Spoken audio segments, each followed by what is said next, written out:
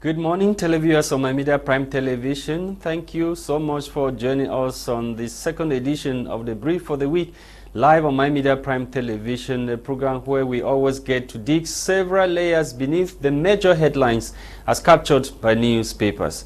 Fuel scarcity hits major cities in the country. We are told that riot police officers have been, or anti-riot police officers have been deployed across those major cities in a bid to stop an imminent strike action that citizens might stage. And we are told since weekend, fuel scarcity is hitting those major cities in the country, especially Yaoundé. We shall talk about that in this edition of the program. And equally, the Olembe Sports Complex scandal, some newspapers are still talking about it this morning. And this time around, they are focusing on why Mwele Kombi is writing to the Prime Ministry after he has always been reporting to the Secretary General of the Presidency of the Republic. An opposition political party leader and MP, Kabra Libi, is questioning or asking Mwele Kombi why is he writing to the Prime Minister's office, but now when he has always reported to the Presidency of the Republic when it comes to the sports infrastructure in the country. We shall be talking on those major headlines. Gwladys Bomotonguina is here. Let's have the headlines in the French language newspapers. Bonjour Gwladys. Bonjour Lasha. Bonjour à vous fidèles téléspectateurs de My Media Prime Télévision. Plaisir de vous retrouver pour cette deuxième édition de Deux Briefs sur vos antennes. Ce matin, nous débutons avec le journal Le Jour. Le journal bleu Le Jour, ce matin, nous parle en grand titre de la pénurie de carburant au Cameroun. Le journal intitule en grand titre « Pénurie de carburant, panique dans la cité capitale Yaoundé ». Le reportage donc sur la situation tendue à Ebolova, des spéculations déjà enregistrées dans le secteur du transport. Les détails sont en page 2 jusqu'à 3 du journal Le Jour ce matin. En page 5, le journal nous parle du Conseil régional de l'extrême nord Cameroun, les dessous de la crise. L'intégralité, c'est donc en page 5 de ce journal bleu ce matin. En page 15, le journal nous parle de nécrologie. Emmanuel Ambani est donc décédé. L'ancien préparateur psychologique des Lions Indomptables est décédé hier à Yaoundé.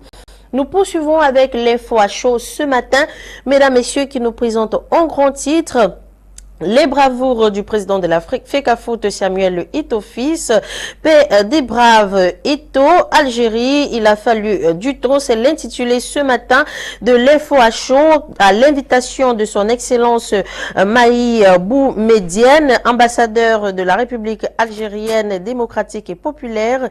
Samuel Eto'o-Fils, président de la FECAFOOT, de la Fédération camerounaise de football, a été reçu en audience hier lundi 9 janvier.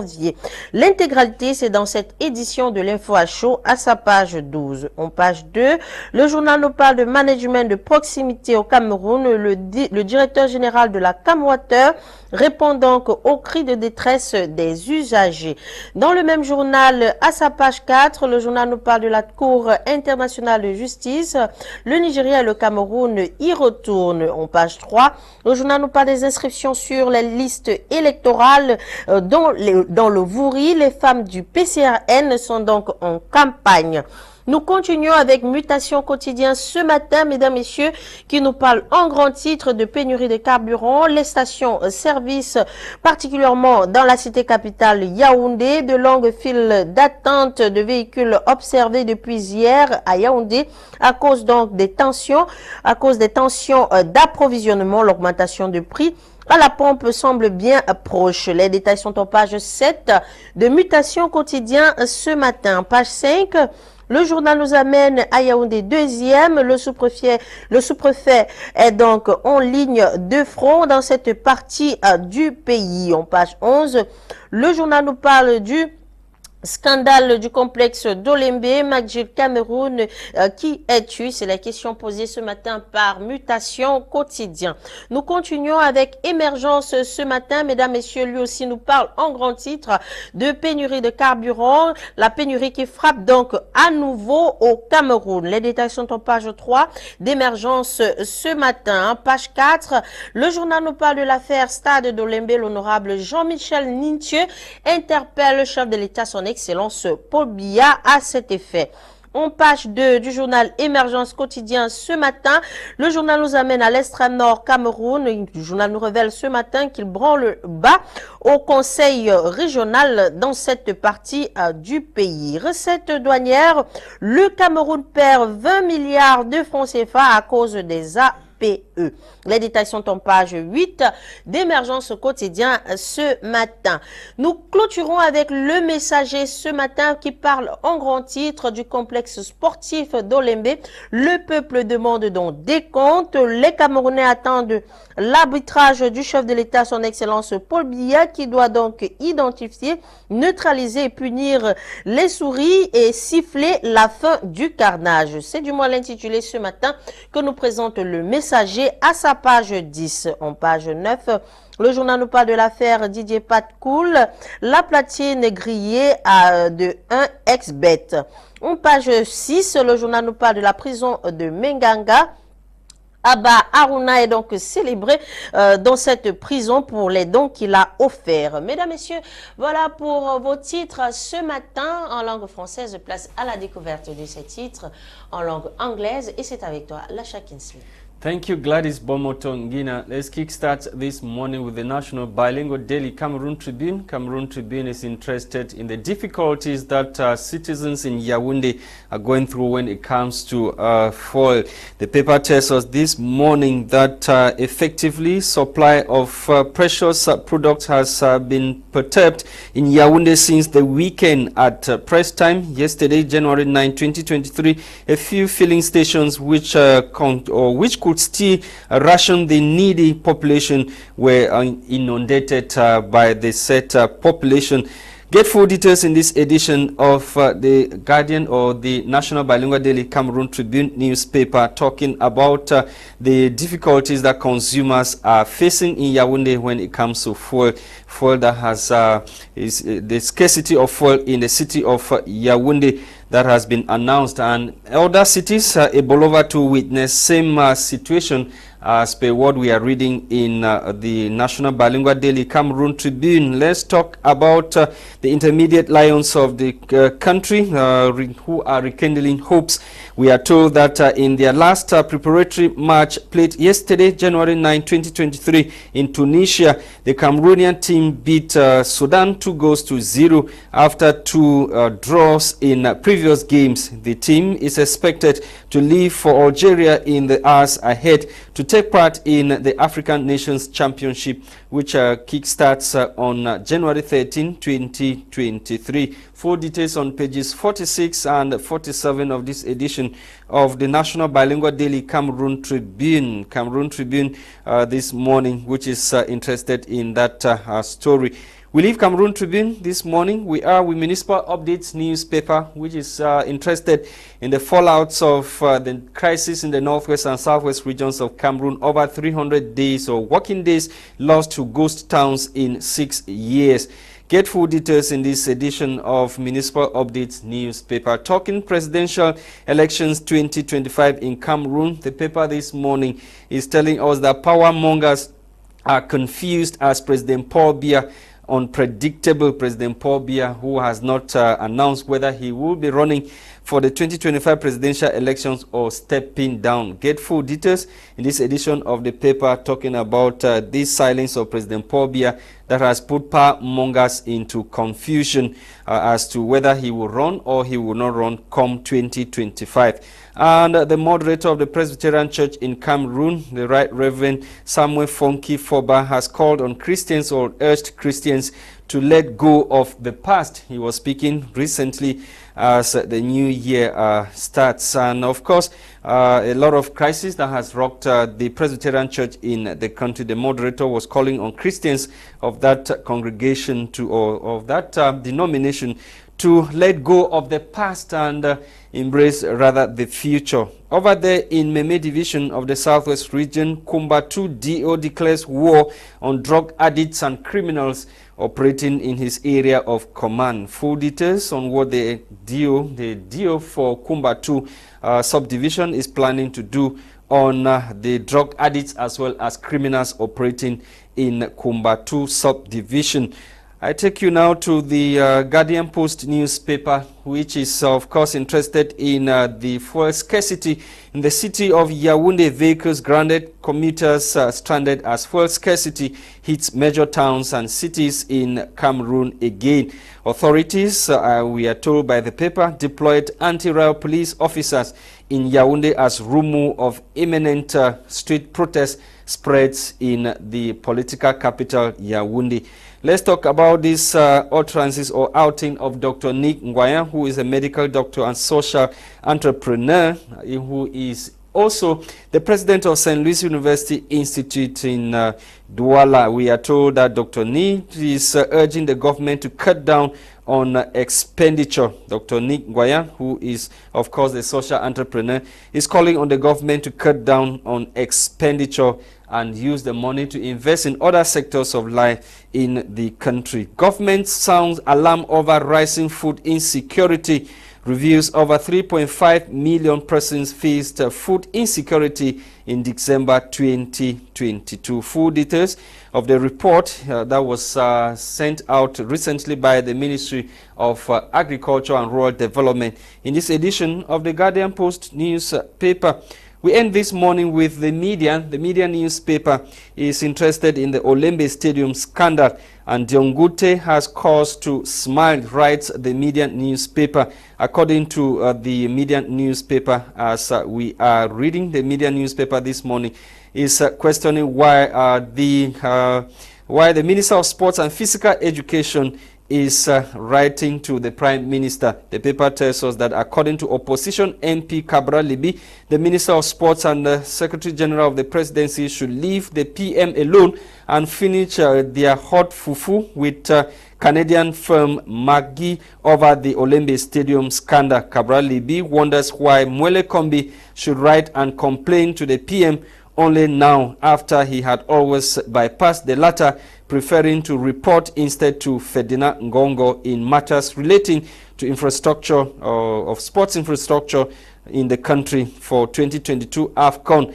in respect of the infamous sur haute instruction du chef de l'État. Full details in this edition of the said newspaper. Kumba Mundemba route, locals dance for joy as a Kondo Titi comes in view.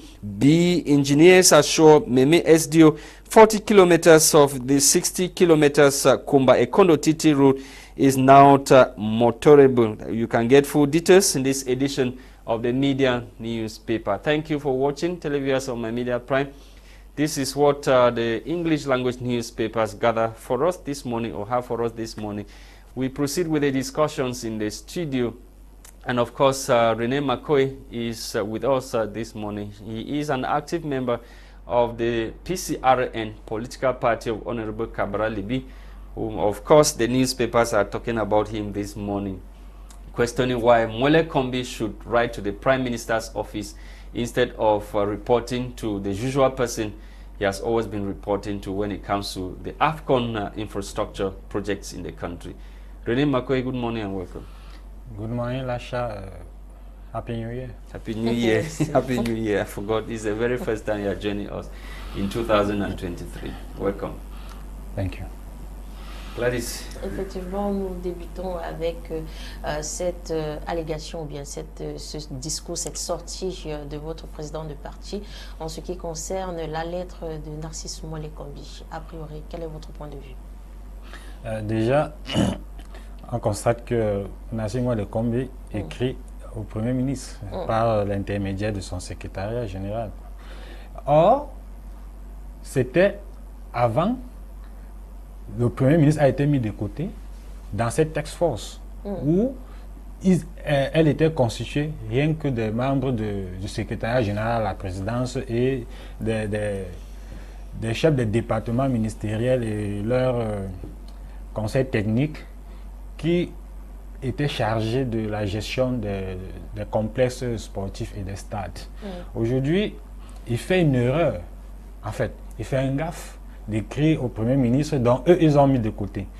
Qu'est-ce que le Premier ministre peut y faire? Alors que ce même ministre a fait le tour des plateaux avec tous les membres des ministères, de tous les plateaux télé, tous les médias, pour nous rassurer et pour nous dire que McGill était la baguette magique qui devait absolument gérer le problème de retard de construction de nos stades et de nos complexes sportifs. Parce qu'on parle beaucoup plus d'Olembe, on ne parle pas de Roulia Adja et beaucoup d'autres stades et infrastructures sportives en ce qui concerne le football pour cette canne de 2021. Pourquoi est-ce que la construction du stade Olembe est concentrée dans la présidence de la République, dans le secrétariat général à la présidence de la République? Mais ce n'est pas le seul complexe. Okay. Il y a même le complexe de Japoma qui est ici. Tous étaient concentrés dans cette ex-force qu'on a créée, nous disant que c'est la solution idoine, nous disant également que ça vient pour essayer de contourner la lourdeur administrative et la bureaucratie qu'il y en avait. Donc il fallait plus aller dans tel ministère ou bien dans tel département ou tel bureau pour si on passait directement. What is the problem with the Olembe Sports? Mais le problème, Maggie is not the first company to pas du tout. Justement, je dis la lourdeur administrative et la lourdeur de gestion au Cameroun, cette bureaucratie a fait en sorte que Pichini est parti. Ça veut dire on vous pousse au départ. We didn't see that with Japoma. We didn't see that with. Non, tous ont le même problème. C'est Magui qui a géré le stade, qui a rénové. S'ils ont fini d'ailleurs le stade de la réunification de Douala. Donc la CAF n'a pas accepté une participation ou bien aucun match de la CAN ne s'est joué. Nous l'avons remarqué qu'on a mis ce stade de côté. Ça veut dire que ce stade également avait un problème.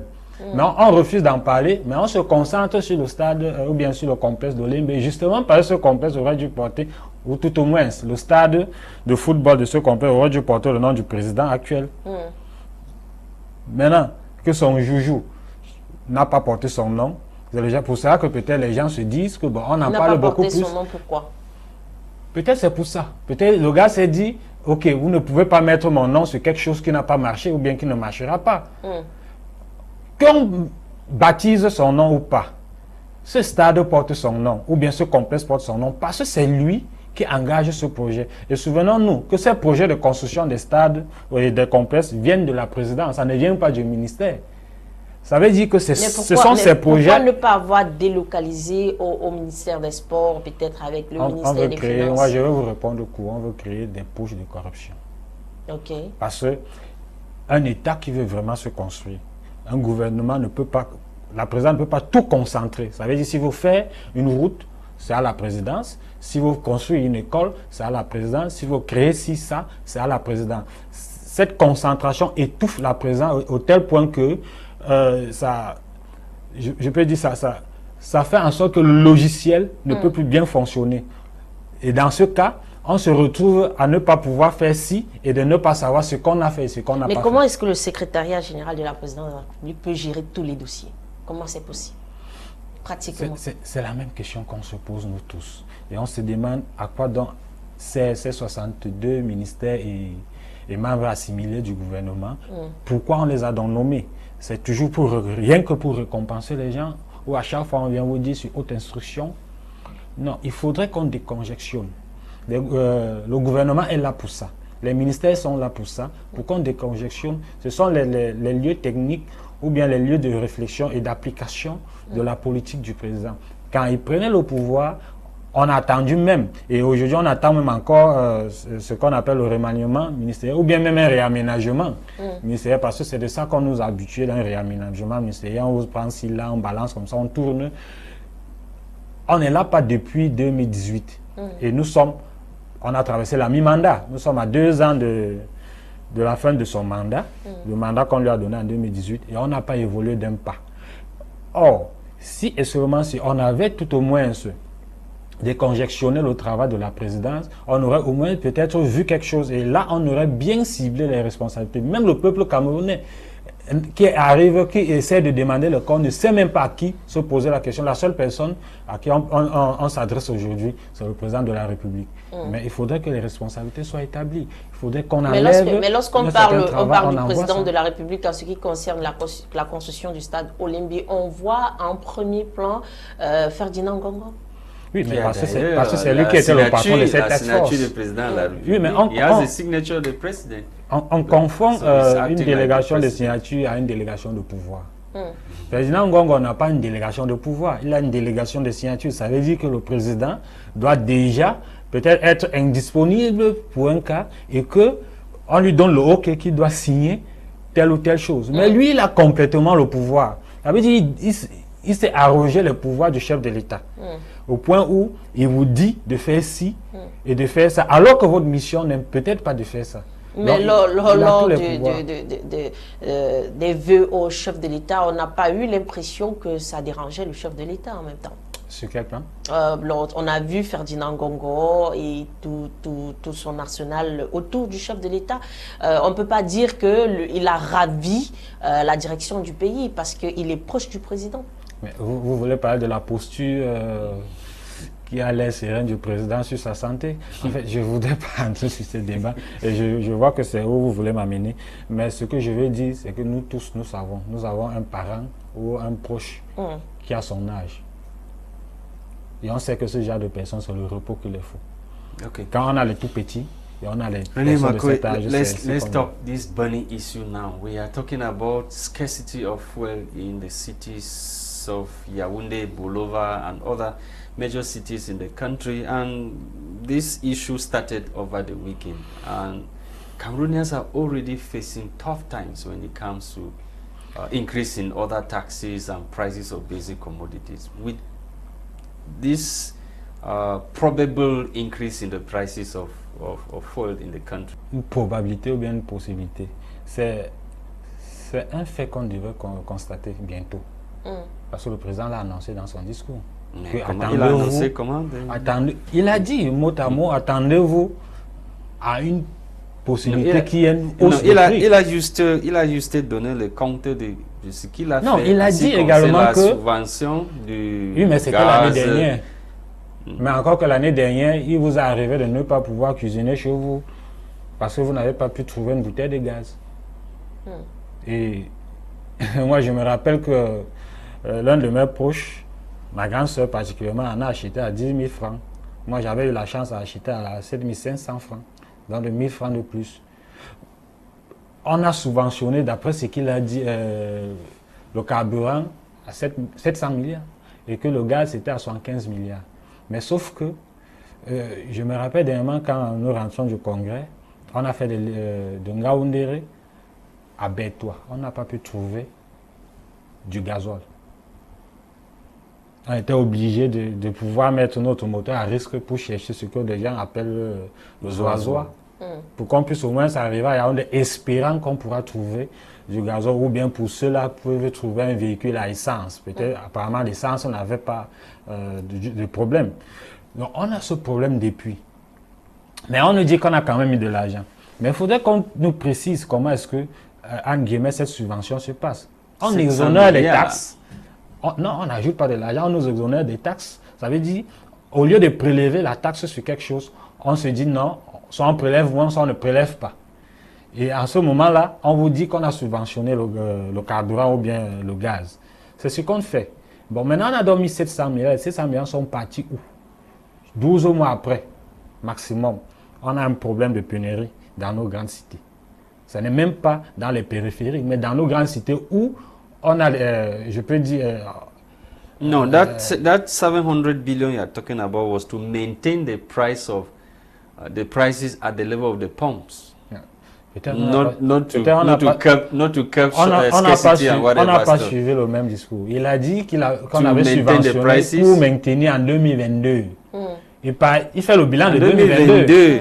Les prix au niveau de la pompe. Oui, de la pompe. Bien sûr. Not curbing, because nous sommes d'accord là-dessus. Mais je dis ceci, en 2022, on a subventionné à hauteur de 700 milliards de francs CFA pour maintenir le prix à la pompe. Mais on se rappelle également que c'est ce même début de l'année 2022 où les prix de carburant ont également failli augmenter. Et sûrement, c'est là où il a donc pris la résolution de subventionner à 700 milliards de francs CFA pour le carburant. We are told by our technician that Dr. John Hasson has just joined us on the line to South Africa. Doctor, good morning and welcome.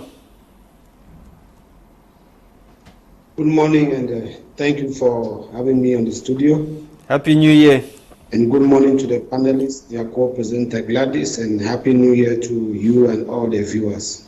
Yes, Doctor, before you came in, we're talking about the price of the scarcity of oil in the cities of Yaoundé, Bolova, and other parts of the country. Since weekend, Cameroonians are having a difficult time having their cars filled with this precious liquid.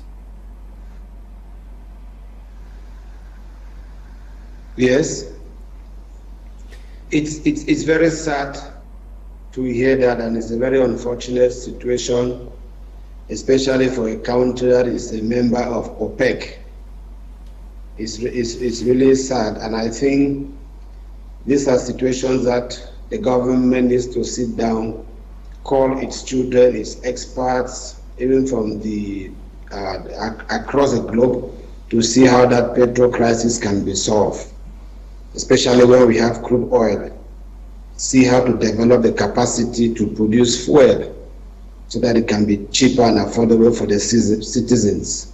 It's really a difficult moment for my brothers, especially going to work when there's no petrol. And it's really yes, and of course we are a difficult situation. There could be an increase in the price at the level of the pumps. There might be in the days ahead. I suspect so. I think the other day I saw a list of the cost of a liter of petrol across the African continent, and for Cameroon it was very, very high, and I suspect it's still going to be high given the current state in which the government finances are being plunged or being used.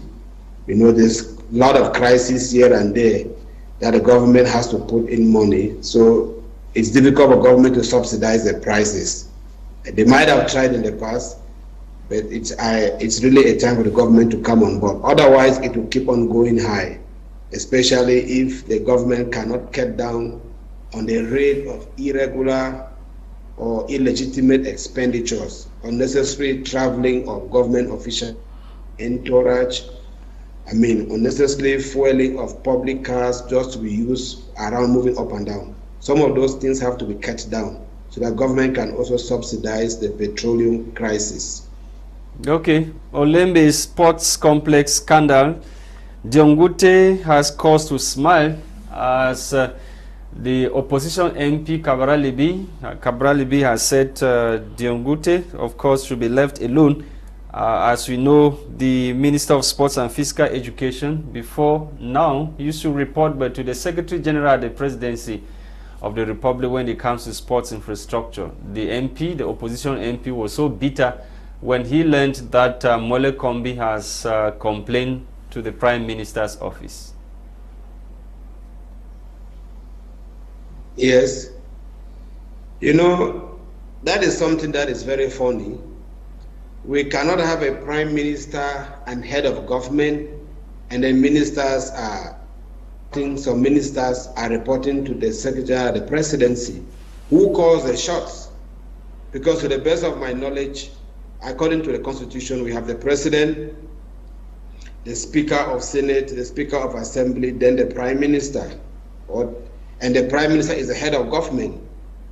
So I think everyone is supposed to report to the Prime Minister for him to be able to have control of what is happening within the government ranks.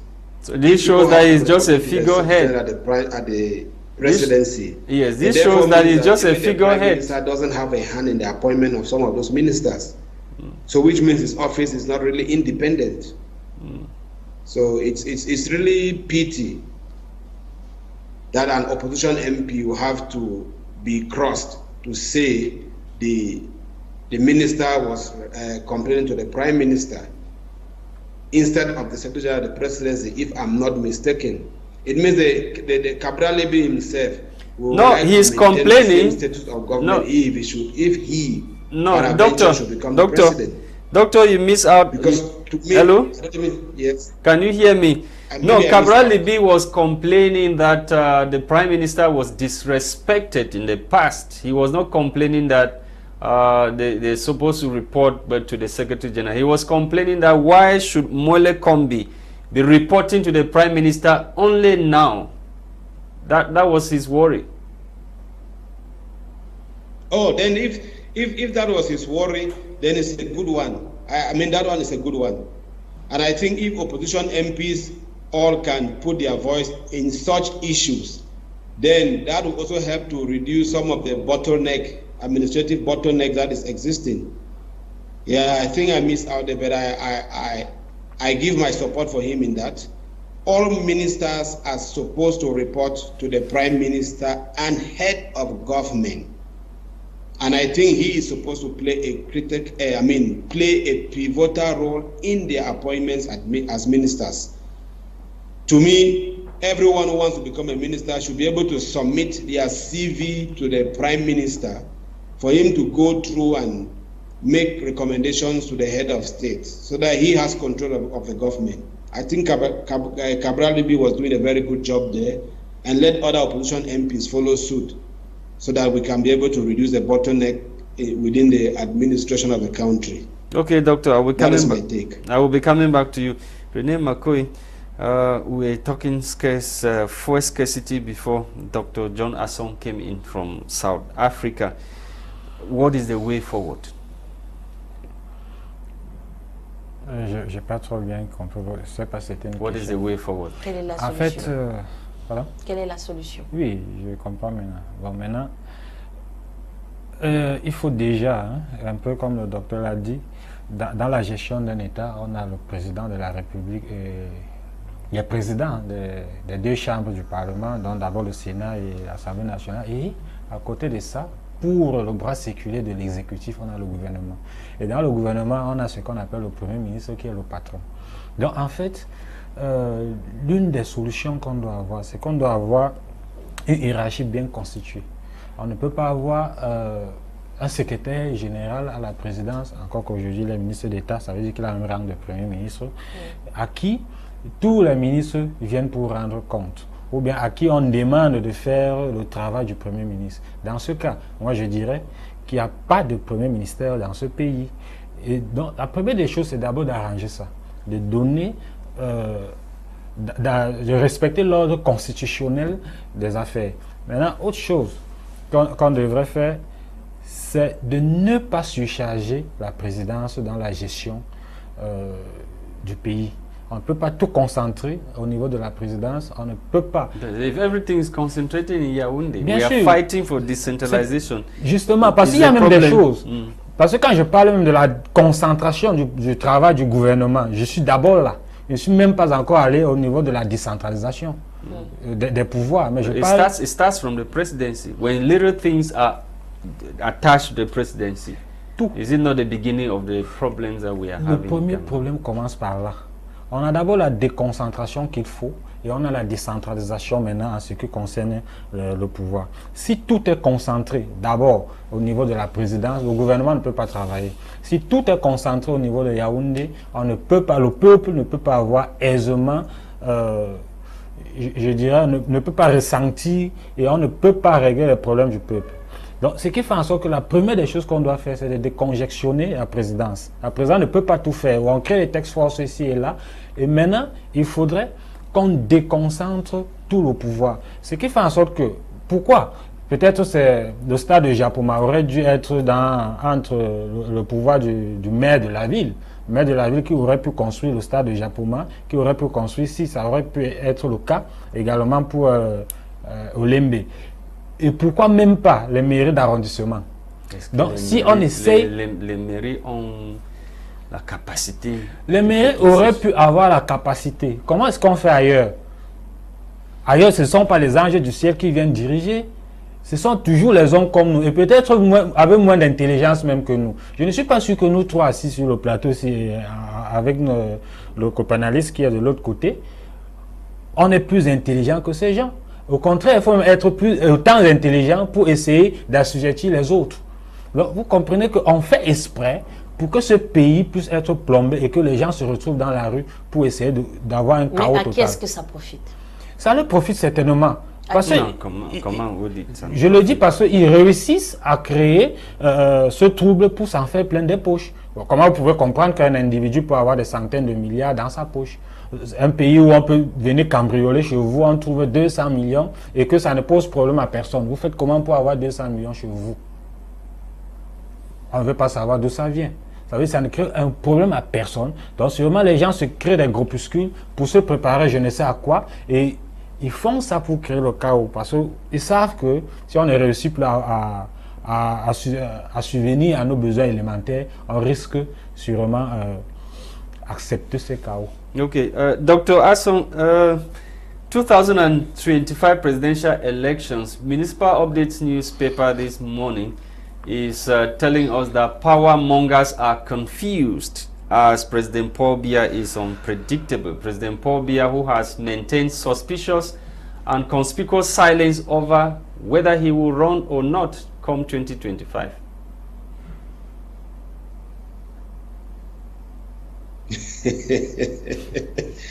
Yeah, that our father is very, very unpredictable.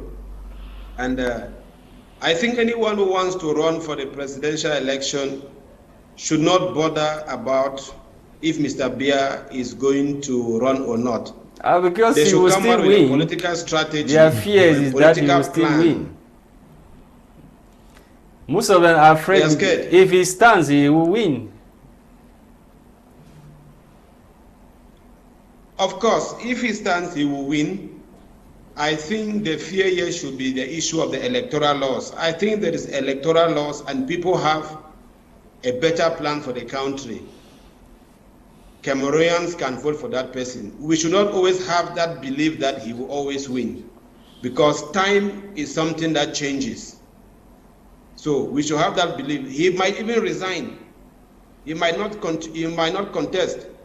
That's one thing about his silence. So we should not only look on one aspect of his silence. Those who are power, in fact, you use the term power mongers, and I believe power mongers are all dictators. They are not people, they are not administrators who can govern a country better. Those who want to lead should come up with a political plan for the future of the country. We shall vote for them. Call upon the youth to register in their huge numbers. Then they can remove Mr. Biya in power. Mr. Biya is not so super strong that he cannot be removed. Better ideologies than that of the CPDM we speak to the people. And if everyone goes to the ballot box and no one votes CPDM, they cannot rob that kind of an election. So people should not be scared of Mr. Biya's silence. People should come out with better plans, better strategy for the country. People should show patriotism and leadership skills. Then I think they can turn the table around. What if Mr. Biya dies before 2025? What we are not wishing, but if it happens, so he is just a person. Okay. So I think they should not be worried about him. They should worry about what they have to give to the Cameroonian electorate to solve the current socio-political problem in the country. Okay, Doctor. Everyone will be happy to stand behind a leader who has a good plan for the country. Thank you, Dr. Asson. Thank you. We are almost out of time. Renee McCoy, you have barely 3 minutes to round up with your presentation. We are talking about some people that Municipal Updates calls this morning power mongers, who are confused about President Paul Biya's silence. President Paul Biya is unpredictable. He's not saying anything whether he will run for 2025 presidential elections or not. And it was seen during the visit of Emmanuel Macron when he was asked a question by foreign journalists whether he was going to stand or not. He said it clearly that until the time comes, he still has some mandate, some years in his mandate. Déjà, nous tous, nous attendons et nous sommes sûrs que le président Paul Biya va se représenter en 2025. Are you sure? You're serious? Non, parti comme c'est parti, c'est le cas. Et nous, PCRN, nous sommes prêts à toute éventualité. Donc déjà, que le président se représente ou pas, nous irons aux élections et nous voulons gagner ces élections. Et nous demandons juste aux Camerounais déjà de s'inscrire sur les listes électorales. Vous voyez, avec nos femmes, on a commencé la campagne d'inscription le dimanche dernier, où on a appelé les Camerounais et surtout aussi les femmes. Imaginez les 52% de femmes décident de choisir un président. Je pense que nous, les hommes, on n'aura rien à dire. Elles vont nous gagner probablement. Donc, il faudrait que tout jeune ou bien toute personne à l'âge de voter déjà aille se faire enregistrer et aille voter et surtout contrôler son vote.